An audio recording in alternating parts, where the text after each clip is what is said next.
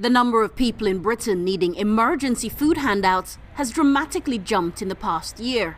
350,000 people turned to food banks for help in 2012. At a busy West London distribution centre, clients asked not to be identified, but project manager Daphne Akins explained the upward trend. We have seen a big increase here in our Hammersmith and Fulham Food Bank. We've doubled the numbers that we fed last year, but nationally Trussell Trust statistics also show that the numbers of people coming have increased dramatically. In the previous 2011-2012 financial year, Trussell Trust food banks fed about 130,000 people, just under 130,000 people. This past financial year just ending fed almost 350,000 people.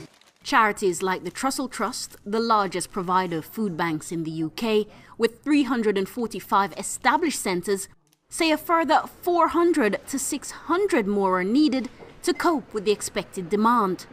Every family who comes into one of their centres is given 3 days' supply of dry goods, including pasta, rice and tin products. The projects are staffed by volunteers.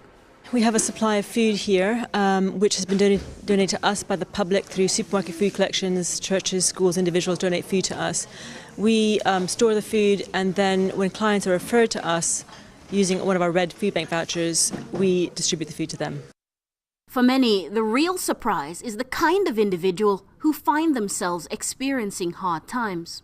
These are ordinary British people, these are families, people who've just basically run out of money, and this could be a combination of things, from the fact that food prices are going up, bills are going up, fuel's going up, and people aren't getting paid anymore. There's a lack of decent, secure, full-time jobs, and there's also a lot of changes to the welfare system, which means people are literally being left with nothing, and there's no safety net to catch them. During opening hours, grateful clients come to places like this, food distribution centres where willing volunteers dole out much needed supplies. A job many say should be done by the welfare state. Well, the whole point of a welfare state is it should be a safety net, so that it means people aren't left without food or people aren't in this situation.